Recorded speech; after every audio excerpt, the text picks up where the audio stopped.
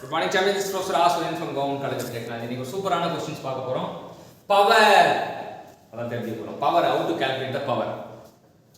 என்ன கேள்வி கேட்டிருக்கானா engine oil ஒரு ஆயில் வந்து ஃப்ளோ ஆகுது. எங்க ஃப்ளோ ஆகுது அப்படினா ஒரு 15 cm டயாமீட்டர் ஹரிசாண்டலா இருக்கும் பைப் வந்து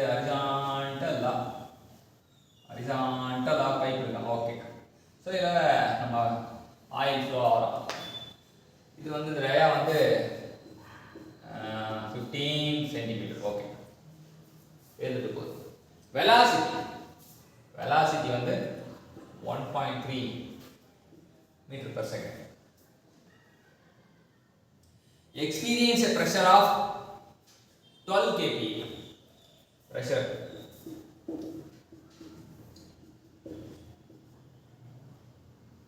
என்ன கேட்க போறான்? பம்பிங் பவர் கேக்குறான். இது pressure கேக்குது. pressure small letter யூஸ் பண்ணுவோம். பவர் சோ பவர் வந்து கேபிட்டல் P ன்னு வெச்சலாம். ஜெனரலா பவர் வந்து எப்படி பார்க்கலாம் அப்படினா இன்ஜினியரிங்னா அப்படினா என்ன அப்படினா இட் இஸ் a வேரியபிள்ஸோட விளையாடுறோம்னா இன்ஜினியரிங். வேரியபிள்ஸ் தனியா இருக்கும்போது எப்பவுமே தனியாலாம் இருக்காது. சில சமயம் ஜோடி சேரும்.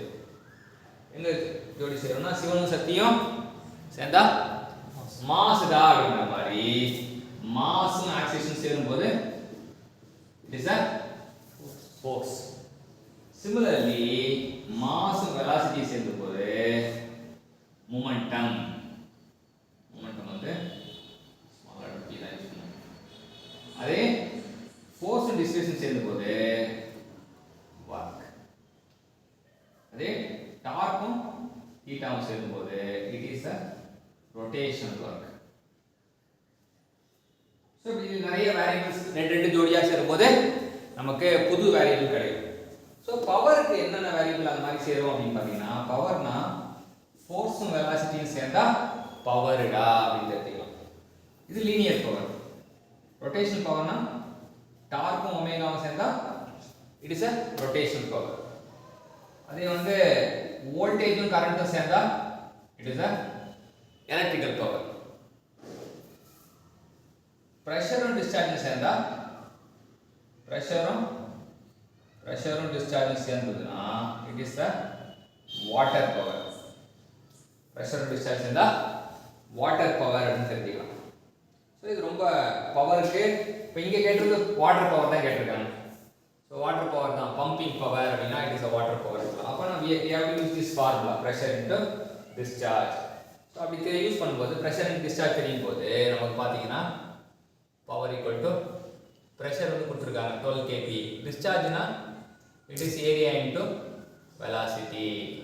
so pressure அப்படி வெச்சோம். ஏரியாக்கு வந்து 5/4 d square circular cross-sectionனால velocity கொடுத்திருக்காங்க. எல்லாம் யூனிட் காம்ப்ரமைஸ் பண்ணுவோம். யூனிட் காம்ப்ரமைஸ் பண்றது அப்படினா 12 kPa கிலோ பாஸ்கல்னா kilo newton per metre square 5/4 அப்படி தான் வெச்சுக்கணும்.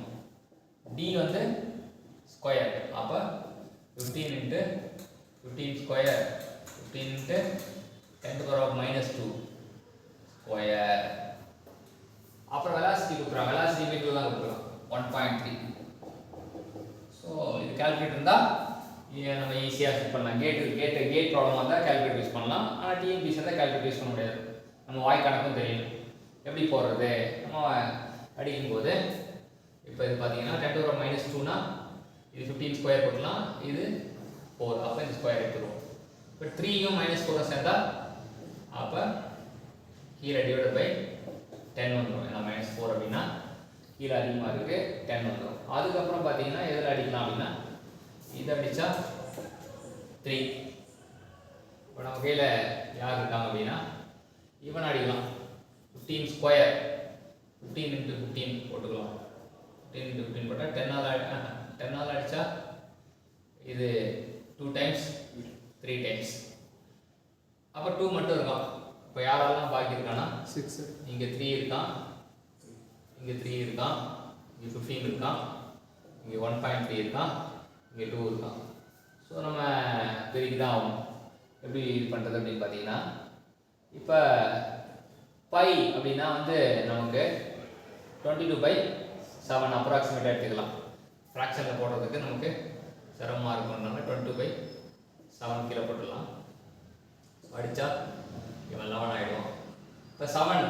இங்கே ஒரு 15 இருக்கான், 14 இருந்தால் நமக்கு 2ஆல் அடிபடும். அப்ராக்சிமேஷன்னால இருந்தால் இதில் 2 வச்சுக்கலாம். ஸோ யாரெல்லாம் இருக்காங்க அப்படின்னா 3 இருக்காங்க, 11 இருக்கான், 3 இருக்கான், 2 இருக்கான், 1.3 அப்படின்னு பார்க்கும்போது நமக்கு 3 3 சார் இப்போ 33 33 into 3 33 into 3 னா 99 100 வச்சுக்கலாம். 100 2 சார் 200 அப்போ 1.3 போட்டிங்கன்னா 2 into ஒரு 0 எடுத்துடலாம். 20 into 276 ஸோ அப்ராக்சிமேட்டாக 276 வாட் வருது. ஆனால் வந்து நமக்கு இன்னும் எக்ஸாக்டாக வந்திருக்கணும். இப்போ நமக்கு இது வந்து இந்த கால்குலேஷன் வந்து மறுபடியும் இது பண்ணி தான் வந்து நம்ம போட முடியும். ஆக்சுவலாக நமக்கு இதில் ஏதாச்சும் ஒரு இது வந்திருக்கணும், வேல்யூ வந்து நமக்கு வந்திருக்கணும் அப்படின்றத தெரிஞ்சுக்கலாம். ஸோ கான்செப்டை பொறுத்த வரைக்கும் ஒரே ஒரு குட்டி விஷயம் தான், ப்ரெஷர் இன்ட்டு டிஸ்சார்ஜ் அப்படின்ட்டு தெரிஞ்சால் போதும். ஸோ நமக்கு போடுற வேல்யூபிள் வந்து கரெக்டாக இது பண்ணணும். ஸோ ப்ரெஷர் வந்து 12 kPa அப்படின்னால 12 18 12 தான். So 12 kPa. அப்புறம் 5/4 d² இல்லையா, 22/7 4க்கு அப்படியே போட்டுருவோம். d² வந்து 15 into 15², இங்கே 10⁻⁻4 அப்படியே போட்டுடலாம், அது ஒன்று தப்பு கிடையாது. 1.3. இப்போ நமக்கு again we have to do the calculation. So calculation படி பார்த்தீங்கன்னா நமக்கு இவன் அடிச்சிடலாம், இவன் தான் ஃபஸ்ட்டு ஈஸி 10. ஸோ அது மட்டும் இல்லாமல் இவன் அப்படியே வச்சுக்கோம் 10னால இவன் அடித்தா 3. ஸோ ஒரு 15 தனியாக வச்சுக்கிறேன்.